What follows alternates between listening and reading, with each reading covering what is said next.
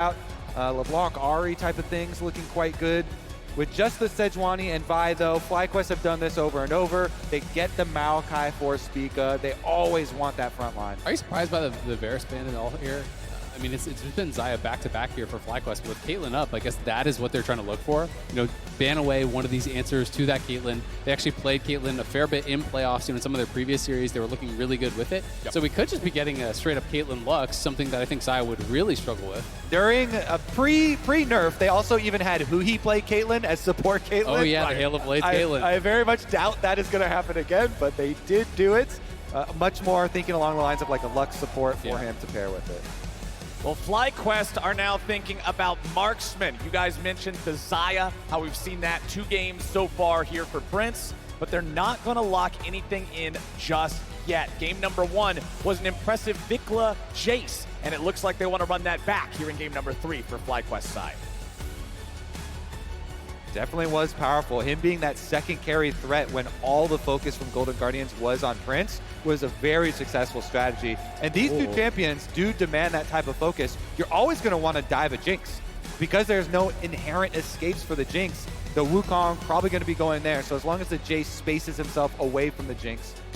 Yeah, exactly. It is interesting, right? Because they go for a mid laner here on 2, and they're going to the Jinx on 3, but it doesn't mean their support pick is going to be separated from it. So, like, Thresh is for sure getting banned. Some of these protection picks are for sure going to be getting banned from Golden Guardians. And then you have to worry about things like this Wukong and Taliyah here that are there for that potential setup. You can look for the seismic shove off of the Wukong ulti, you get that knock up, you flick him in, and you try to burst down this Jinx. One of my favorite things to watch in series play is when one team picks a champion, and then in the next game, the other side picks the same champion to show them how it's done. Vicla had an abysmal Taliyah game. 0-5-0 at one point, just was not able to do anything useful for the team. Now I want to see how Gori does on it, because Golden Guardians have banned Blitzcrank as their first support ban of this second half. Gwen banned out by Fly. I wonder if Golden Guardians are actually going to take the Thresh themselves then, right? Because that is one of the answers that a lot of people do actually like, is that Thresh goes for a hook, and then whoever hooks first gets actually hooked up by that Blitzcrank. So there is possibilities that they are trying to take that away from themselves, because I don't think you want to just give them Jinx Thresh for free. I think they just don't want the kill threat, the pull on a double hard shoving push lane there for the Caitlyn, and that's definitely what they're going to go for. So we'll see if they want to do something more risky, but I still expect something along the lines of Lux. I mean, it'll be really interesting. Caitlyn Thresh was obviously a very popular lane years ago. You know, you can look for the hook, flay them into the trap. You can go for these setup plays, so it is a potential. Caitlyn Lux way more common these days, but I've got to say I'm really surprised if you're going to try to play a dive-heavy comp against a Jinx that you would be willing to leave that Thresh available. Of course, there are some ways to deal with that Lantern. You can actually try to time the Wukong ult to knock him out of the Lantern. That actually does, you know, kind of cancel that travel. But we will find out very likely right here. And it's going to be Heimer bot. So you call the Kobe. It is going to be still, you know, not the Lux, but it is going to be that double pushing bot lane that they're potentially worried about. And Heimer is also a good answer into the Thresh because you can block the Thresh hooks with the turrets. So if you're expecting that Thresh to come through, I actually prefer this to the Lux. And the benefit that you get for Golden Guardians, they constantly run these hard pushing bottom lanes. Yes, they are a bit vulnerable to ganks, but then they always also pair it with giving Licorice counter pick and having some massive matchup that he can actually take advantage of on the top side and make your opponents really pay if they do send their jungle attention elsewhere. The Ornn locked in for impact, the classic team fight tank in the top lane. This also gives FlyQuest incredible control over neutral objective fights. Not only can you open up with the Makoai ultimate, you can follow up with the Ornn ultimate. You just cover the entire river in these massive CC tools, and Rakan will be the final pick here for FlyQuest Draft. So it's not going to be the Thresh either way. It's going to be more guaranteed engage here. You have that Rakan going in, you have the Ornn ulti, you have the Makoai ulti, so a lot of ways to engage. There is potential kill threat here as well, you know, if you can actually get that knock up from the Rakan into the Chompers. And will the Olaf get locked in? Yes, this would be some. Go! Okay. And this is that counter pick. Licorice really wants to punish on the top side. If you let the Ornn alone time with the Viking, the Ornn is going to have a very bad time here.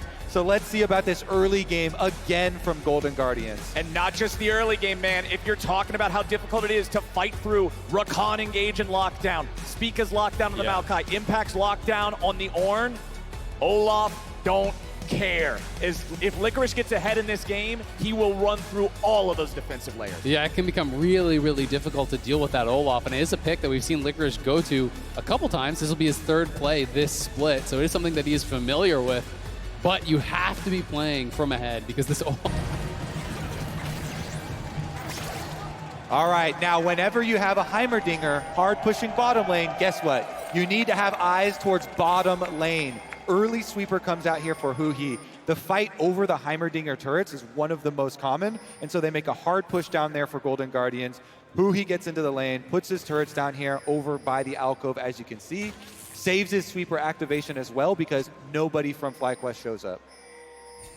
FlyQuest have lost both early games so far. Despite the fact that they took a victory in game number 1, it was because they managed to fight their way back in the mid game off of some team fights and punishing some mistakes. So if I'm looking at FlyQuest, I'm looking at the early game as the biggest spot they can improve. And I'm looking at the mini-map because Huhi just used his sweeper and got the ward kill, and they got actually Gori experience range on that ward kill, so he will hit level 2 off the first wave now for mid lane and have a little bit of a different break point. Vicla will know this though because their ward was killed. They saw their ward get killed, so he shouldn't be taken by surprise. It's also worth noting that both Vicla and Spica are going to be playing phase rush here. You know, especially if you want to send that Jayce out to side lanes against the Olaf later on, it's pretty much mandatory to have that phase rush. Otherwise, one Undertow, one axe connects with you, and they can look for that all in. And Licorice is just ready to zone impact away nice and early here at level 1. Spamming out those undertows. He's willing to trade very low on HP here, and that's the power of Olaf. Just beat the hell out of him as soon as you get to lane. Yeah, you see it a lot in the LPL with some of the top laners that Licorice has been studying, going past the minion wave, level 1, make full use of the Conqueror. Well, and he actually zoned him off XP here. He gets level 2. Level 2, but he forces the flash out of Impact. Yeah, Impact was missing experience on some of those melees. He didn't actually get it from all of them, so he's still very far from level 2. Here, we'll see exactly what he's going to be able to do, but forcing that flash out really early, Licorice wanted to threaten the all-in because he could flash in, look for that E, and would have been able to get the kill. I just love that Licorice is breathing this top lane life into the LCS and putting respect on counter picks and playing the matchups aggressively, pushing past minion wave, denying experience.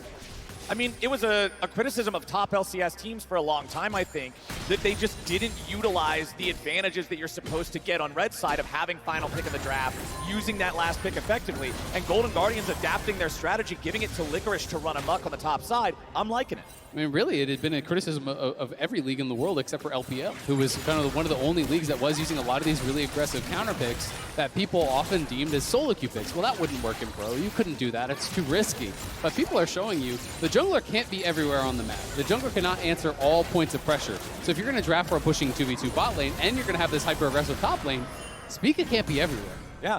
I mean, not respecting the enemy jungler is a deadly sin. Respecting him too much can be equally deadly. And currently, he is on a ward as well. That ward over the back of the blue pit, really nicely done there by Golden Guardian. So you see now, Licorice, he backs off away on the Olaf, does not expose himself. And the only summer spell he used was the Ghost, which he got Flash out of Impact for in trade. So massive, massive stuff for him. On the wave pushback, it could get a little dicey there for Impact. Yeah, and Licorice has to play it this way. You know, he has to get the full bounce, look for the reset here. Is Stixxay going to cancel the base now? Ooh, Gori getting jumped on, but River's ready to counter gank immediately. Vicla tries to get away. One more auto attack would finish him off. A teleport's coming in to reinforce FlyQuest as Gori's at 150 HP. He's holding his flash. He's so calm, he just walks it off. Yeah, no surprise damage will come out of a Makoai, but even so, I was clenching a little bit there for Gori. It's going to be a big difference in summoner spells in mid lane with that flash blown, but nice little pull of the wave here. They're going to deny at least a bit of this wave. Yeah, he's going to set up a bit of a freeze there. We'll see if Vicla wants to just push it back. A lot of times in these situations, if top lane actually TP's mid to cover, then the mid laner will then TP top and enter there. Yeah. In this case, it is Impact that's taking a bit of the L here because he doesn't farm that mid wave. He then goes back up to top. He's lost some experience that Licorice has gained, so he is likely down a little bit on XP. We're going to see Licorice hit 5 first, as he just did now.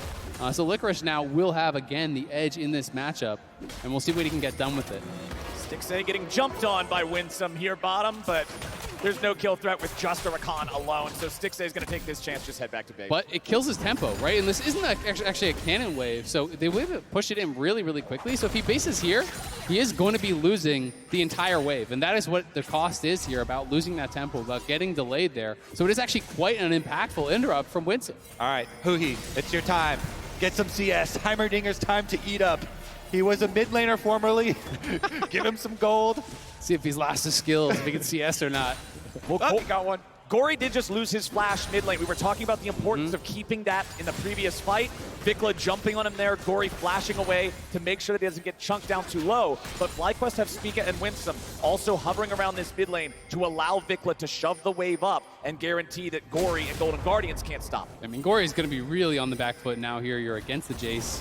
This is actually smart from Impact if he can give up that plate before he gets in range, but he will get in range now, so should get the plate. Yep. So good eyes there from Licorice, recognizing that the plate was going to be falling down. He needed to get back out of the river and over there. Speaking of river, he shows up mid yet again. Gori, level 6.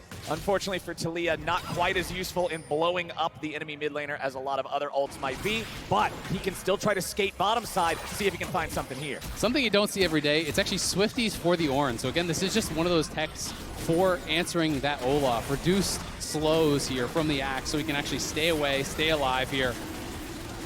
This dragon fight could turn into something real messy real fast. They want to fight for it, and Spica steals it away. Now, can Golden Guardians get anything back? FlyQuest just casually walking by and taking the objective. Makoai is actually deceptively good at stealing away objectives after the buffs to the Q that brought him back into the jungle into the first place. Spica walks up, nicely done for him, combos damage there, yoinks it away. Even though the setup was good for Golden Guardians, River did the steps that you need to do. He went through mid lane first to get mid prio, to bring his Taliyah, hold his hand down to the objective. It's just they lose the smite game here. Spica smites are no joke, okay?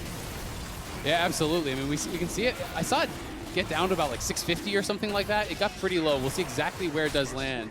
Yeah, 635, and then, yeah, just Q smite comes through. Both of them looking like they're going off at the same time. You can see the frustration. You know, River knows it's a little bit of a flip, but it still feels bad anytime you lose it. Those types of things, I don't know if it's just because I'm a jungler, but I really focus on them as far as the length of a series and how far they go. Willingness to flip Barons actually does come into your game plan later on, with Spica having stolen the previous one, even though they lost, and racking up one here. Yeah, I mean, it really can start to get into your head, right? You're going to be less likely to go for any sort of a 50-50, you know, even if you are slightly advantaged, even if it's not a true 50-50, because you're nervous about those stolen objectives that you've seen. So we'll see how this is going to go as we move forward. Again, it is one of these aggressive picks that would like to play more heavily through the side lane. It's not a Fiora, but Olaf does like to play for those 1v1s in the side lanes too. But with the early objectives going to FlyQuest, they're going to have this pressure point, this way to pull their opponents to them. And what you're seeing on the map right now is where Golden Guardians' gold lead is coming from. It's Stixxay and Huhi terrorizing these turret plates, building themselves up a gold lead through those. No plates have been taken yet by FlyQuest anywhere. Golden Guardians has one up in top lane and multiple now on the bottom side of the map. FlyQuest is using this chance to go after the Rift Herald, but River and the Golden Guardians are not willing to just let him take it and try to get away. Now they jump in on Vicla and they take him down for the first blood. Impact wants to get away over the wall, but Licorice is in hot pursuit. The Rift Herald's gonna be stolen back. Golden Guardians are turning FlyQuest's game right back on. River gets him right back. The stolen dragon exchange for the stolen Herald. Confidence restored. Yeah. He brings balance to the force here. But still, the Gori River hit squad. They've got their target. Guess what, Vicla? You are done for. Taliyah ultimate into the back line. Very nicely separated there. And then you're alone with a Wukong and a Taliyah, and you're toast. And it's great tracking of the Summoner Field cooldowns, because Vicla's flash came up right after he died. So they had that precise timer on when he actually had used the Summoner, and that's why they're willing to look for this all-in play onto Vicla. They know that Jayce is just barely missing that flash. They kill him on that window. They're able to take the Herald away, which is such a big deal. You know, we were just talking a minute or two ago, it was a 1K lead. It's now 2.5K with the kills there, the local gold from the Herald, and they can even get more with those crash plates. Licorice suffering from a little bit of minion block there, so he can't close the gap onto Impact, who manages to walk away from what I assume certainly would have been a death if he got hit with an undertow. River coming in there from the side would have had enough damage. Golden Guardians, you just said it, 2,500 gold up after this play completed. And here it is again, just going straight for this Jayce. He was missing his flash. You can see actually on the UI at the bottom, the flash was still on cooldown there. It's ticking down super fast because it's almost up. It does just work that way. It's a little bit janky. But he was missing that flash. They get this burst down onto Vicla with that initial kill. Impact just has to run away. And then it's Spica here just trying to secure. Hits the eye, knocks it down to about 250, and then the smite comes through there from River. Yeah, nice yoink from him. Golden Guardians' plan is in full effect, though. They're pushing bottom lane. Up a bunch of turret plates, now under attack. Oh, Huhi gets jumped on. River right next to him. Spica gets the first kill. Winsome is blocked from being killed by the ace in the hole. River should die over the wall. Golden Guardians, pretty big error. FlyQuest, really big punish. Yeah, I think it's just a great job, FlyQuest, jumping on them in rotation there. They catch them in the numbers advantage in their rotation through the river, a little bit earlier on the setup for FlyQuest with their vision, and they assassinate the Heimerdinger. Vicla forced back here from Gori. After the pick in that river, FlyQuest are feeling a little bit more confident about the current state of the game. They're still down 1,000 gold, and Stixxay is still working on being this turret wrecking ball here in the bottom lane of the Caitlyn. I mean, it's only 11 minutes in. He almost has that final play and the first turret gold, something they really want to grab for themselves here. Secure that advantage with the Caitlyn, start to move her around the map, try to pressure these additional towers. They have a Herald in pocket, so, you know, if worst comes to worst, they can just drop that bot lane and secure it before the plates do fall.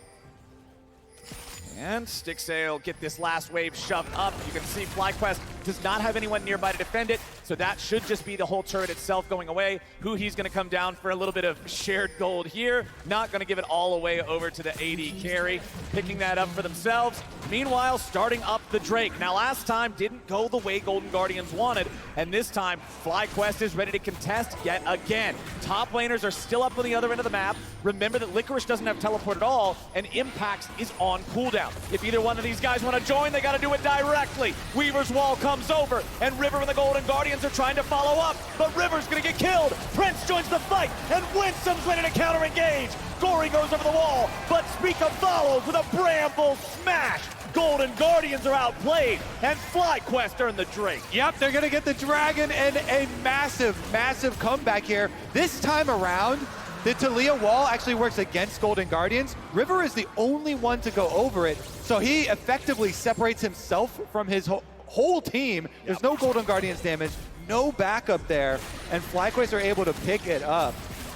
FlyQuest playing it out really, really well, even able to actually donate that kill over to Prince. The gold lead was 2K, but one of the big problems was Golden Guardians actually couldn't reset prior to that Dragon fight. So all of their gold advantage was actually in their pockets. It wasn't in their items. They hadn't spent it up.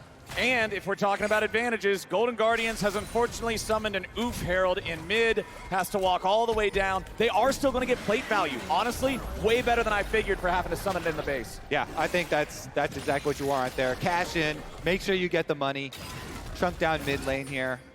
That softens it up for Rift Herald number 2, possibly actually take it. But this is what I'm talking about.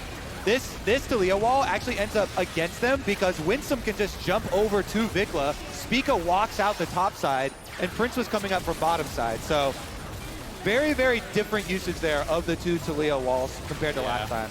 I mean, I think they were definitely hoping to catch the Jayce, but the Jayce got on the other side of it. And then it looks like a little bit of desperation there, going for the Rakan. You're trying to time that Wukong ult to actually interrupt the E coming through from the Rakan, but couldn't find that timing. He gets over the wall, as you said, and then it's just easy pickings. So, which side do you favor more at this point in the game, guys? Because we just now hit turret plates falling. It's FlyQuest with 2 Drakes to none, but Golden Guardians still command the gold lead with the highest earner in the game being Stixxay's Caitlyn. I think FlyQuest's side is a lot easier to play, but I definitely think Golden Guardians have their ways in here. Licorice getting jumped on by Vicla with Spica right behind him. Licorice keeps his cool, does not pop the Ragnarok, instead just walks away knowing they aren't going to full commit onto him like that. I will say, Cloud Soul, insane for Wukong as well as Olaf, if they're able to actually get all of these Drakes here. But it has been, again, FlyQuest back to dominating that neutral game as they did in game number 1, and that was the key to their victory in that one. Yeah, I think we'll get an idea when we see how difficult it is for the Golden Guardians to actually collapse onto the Jinx. Will the Makoai and Ornn peel be effective here? It's very difficult to keep an Olaf in a They're going after Stixxay. They are going to kill him. He tries to get away. He barely survives. FlyQuest just misses out on the kill. Yeah, they don't get the kill, but they will get the Herald because that's Stixxay back in base, flash off him. Gori loses his flash as well, just a little bit before that. So big reward here for FlyQuest nonetheless. Looking really good here in this third game. I think so much of the fights are just going to come down to what can Licorice get done. He really is the X factor in this one. If Licorice can actually get on Jayce, get on Prince, either of those guys can take them out, I think it can be a winning fight for Golden Guardians. But if they get kited out, if that Ragnarok expires, as it does very quickly now if you're not autoing someone, I don't think they have much of a chance of fighting straight up through all that CC. The Olaf with the Ravenous Hydra. He's set up to handle the side lane situations, but in the middle of a team fight, he would absolutely melt right now. One redeeming thing for him, those plated steel caps are going to do a good amount of work. The two biggest damage threats on the enemy team are the Jayce and the Jinx, both doing physical damage pretty much entirely. Yes, you've got Demonic Embrace on Makoai. Yes, you've got a Sunfire on Ornn, but those are the two big cannons you're going to be surviving. We should also really highlight that either of these teams that gets the objective to set up first has a huge advantage. Yeah. Makoai Saplings is one for Golden Guardians and being able to Jayce poke as Licorice is going to pop his Ragnarok and rock away. But on the other side too for Golden Guardians, if they can get there first instead of Heimer turrets and Caitlyn traps, it is much more difficult for FlyQuest to get that little poke start that they want to the fight. FlyQuest forcing out the ulti of Licorice demands that Licorice now play a bit more safely than he otherwise would want to, at least until the ulti's back up. River's shadowing him here in the top lane, clears out the ward that he found in the Tribe Rush. FlyQuest still has man advantage. Prince is farming mid, Impact's farming bot, but the remaining three players are up here around the Herald pit. Yeah, you can see Licorice about a halfway done on that ultimate. It's about a minute on the cooldown at this point, 70 seconds. So, you know, he's going to have it up here pretty soon, but really not having a lot of power in the team fights without it. So they definitely cannot fight until he has that available. And he's just going to try to get this shove in and likely reset. Playing side lane is also going to become a little bit more difficult for them if they fall behind because they only have the singular TP, right? They don't have a TP on their top laner, which is often in these later game stages going to force Licorice to just kind of be stuck grouping the whole time. Eyes on Prince, has that Kraken Slayer. Stixxay been leading the charge here for Golden Guardians in the bottom lane, building up those early game advantages, most of which have disappeared at this point. Third Drake of the game is live. Remember, it's a 2-0 Drake count for FlyQuest, and they're going to start off by summoning the Herald here in mid lane, creating a distraction, creating a problem. The Herald just charges into the turret as Golden Guardians charge into the Drake pit. FlyQuest, they're deciding to commit to the tier 1 turret in mid instead, but Spica's still close enough to try to steal. Licorice finds some damage on Impact as the Makoai ulti runs out. They're going to claim the dragon for the Golden Guardians, but Licorice has been killed. Now the Ornn ulti's ready to fly. Stixxay gets out of the way. He tries to cleanse. He stays alive for now, but Spica's coming after him over the wall, and Vicla picks up the kill. Golden Guardians are running back to safety. FlyQuest lose the Drake, but they'll take the fight and take the gold lead. I love the call from FlyQuest because they say positioning over everything. They give up the positioning on Dragon in order to push down mid turrets and get a better look at the start to the team fight. While Golden Guardians are finishing off the objective, they get the Makoai ultimate, and Jinx gets excited off of the tower kill, so Jinx can run over much more quickly and take down the Golden Guardians front line. Oh boy. He can go for this.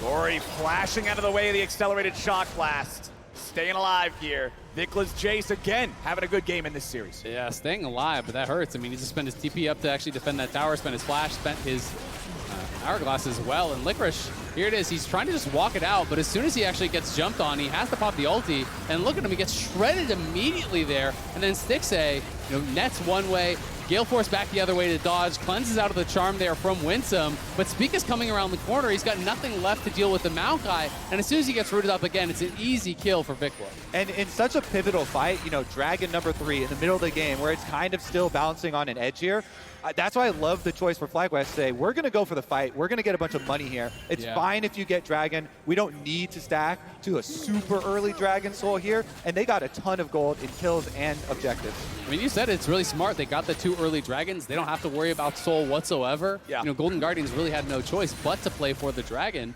And as a result, much better positioning from FlyQuest for it. Vicla looking really strong. It's a mid-jungle from FlyQuest this time around that are getting the better of their opponents. River and Gori have been largely ineffective in this one. They haven't been able to find those plays. Yeah, the 3-0 and 5 Wukong from game 2 is 0-2 and 1 in game number 3. River has not been able to get the ball rolling the way the Golden Guardians wanted him to.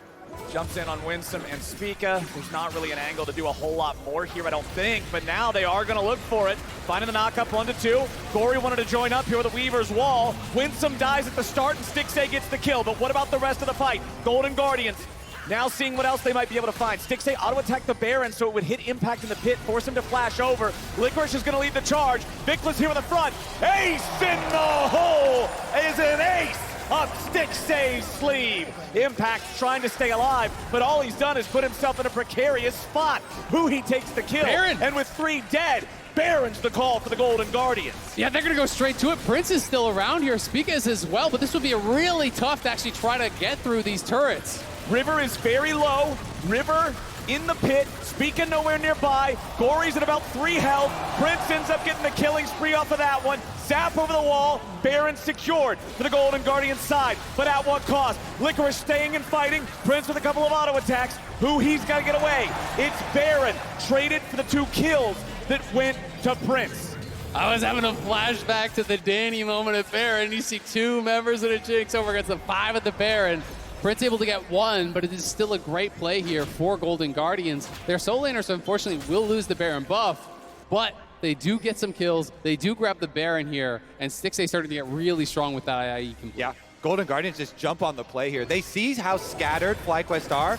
River saying, hey, come to me now, watch me, watch me. I've got 2 of them here. Taliyah immediately ults over. That synergy for him and Gori to be able to just jump into the river, since Huhi and Stixxay are already here. Now look at the positioning for FlyQuest members. Prince is all the way at the bottom side of the map. The rest of them are scattering to the top here, up towards the top of the river. And Vicla jumps back in on melee here onto Olaf. That is a death sentence. Ace in the hole coming through for Stixxay, as you said. And Makoai also being separated meant there was not really a great chance for them. Yeah, and then Prince, hits him with the zap, 1 auto. Ulti comes out as well, and then the Baron finishes the job. As we are back to live, and we're back to 40 seconds until the Dragon here spawns. Both teams trying to get that initial setup. We talked about how important it was, Kobe.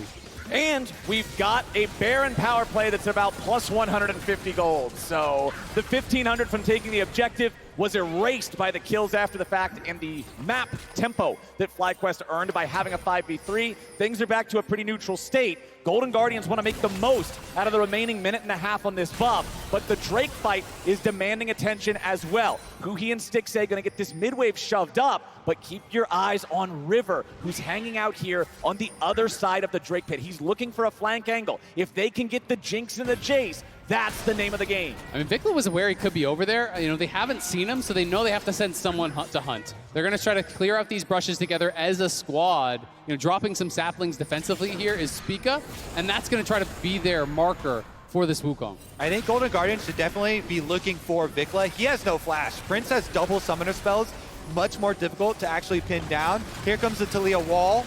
Here we go. Oh. Makoai ulti flies out. Golden Guardians playing it defensively. Weaver's Wall flies out now. Winsome and Impact separated from the rest of the team. Golden Guardians do a good job playing it slow, not allowing a chance at a steal. Drakes are tied 2-2. It's great positioning from Gori. He's playing close enough that they have to respect his damage, respect how annoying he is being, but far enough away, and especially with the Spellbook Cleanse, that they couldn't actually look for any sort of a hard engage on him. They couldn't just throw a Makoai ult over there and know that that was going to lock him down. And as soon as you get sectioned off there, yes, Ornn can actually charge the Weaver's Wall and break through, so they're able to escape, but it means that they're pushed too far back, and it's an easy secure here for the back-to-back Dragons for Golden Guardians. Yep, big stuff for them in the series. River fighting over Krugs with Spica. The true jungle reward here is going to be mostly into side of River, and he's going to be the big playmaker here that does have to get the critical flank off into the back line that really does break the game. That Wukong can be so disruptive in the back line. Prince is sitting at 4-0, full bounty on his head right now. It will be 1,000 gold if the Golden Guardians could take down the FlyQuest carry. Spica throwing out his ult defensively to lock down River. Ace in the hole from downtown, doesn't kill him.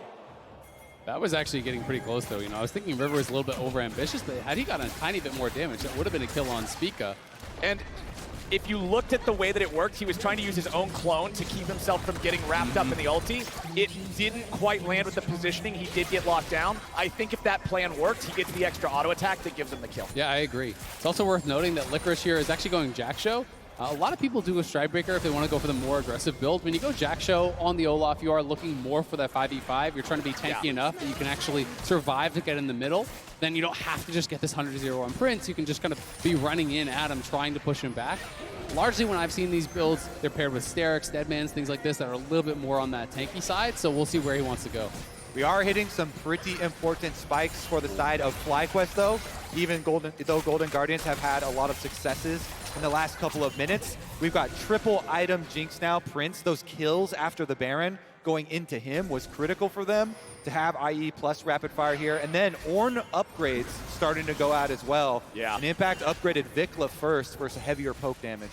Vicla having the upgrade, Prince having that rapid fire passive to give him a little bit of a role to play as a poke champion as well. Shock Blast plus a Jinx rocket that crits is just going to disappear the health bars like magic if they connect with a squishy target on Golden Guardians. The Golden Guardians, they're still very slightly ahead. It's 500 gold, man. They got 2 minutes before the next Drake spawns, but it's under 60 seconds until Baron is live and back on the map again. FlyQuest and Golden Guardians neck and neck here in Game 3. And you can see it's kind of a tale of two sides of the map here. And most of the vision for FlyQuest is up towards that Baron pit. For Golden Guardians, it's down on this bottom side, rather around this dragon area. You know, they are trying to be the ones playing towards the soul. And they've lost most of their defensive vision in their topside jungle, which means when this Baron spawns, they're going to have to slowly work through all these brushes, cleaning out the wards, eating up those saplings, so they can actually keep eyes on this. You can see there the advantage of having the rapid fire cannon. Prince can get the one auto on Stixxay that Stixxay cannot get back. But now the left side's turning into a fight. River popping the clone nice and early. Gori rides in with a Weaver's Wall, making sure Vicla and Prince aren't able to join up with their front line. Licorice continues chasing after Impact as River's following up behind. They go after the enemy tank, but was it the right call? Golden Guardians can't join up with the front line. And now it's River who has to retreat. Now it's Licorice who's barely alive. Vicla! Now River is trying to get out. Vicla's gonna trade 1-for-1. Stixxay's very low. FlyQuest have a health advantage, and a massive one at that. But it's a 1-for-1. Yeah, he traded his life for the jungler, though, so these 1v1s are not the same. Now there's no smite on Golden Guardians. Vicla, the hero move, he goes in, he sacrifices himself for enemy jungle, earns his team the Baron. Nicely done. Massive for FlyQuest here. They're going to be able to, grab that Baron after those kills, and Golden Guardians really committing heavily to trying to actually take down the frontliners. They had them sectioned off from the carries, but they spent so long trying to knock down this Ornn, and it's just not really going to happen. Sure, they're able to actually section off the Jinx and the Jayce, but it's going to take you forever without Stixxay hitting them. It's really just Licorice that's actually connecting, and sure, he's going to win the 1v1 eventually, but how long is it going to take you? I think it would have been a completely different story if that seismic shove had clipped the front line there.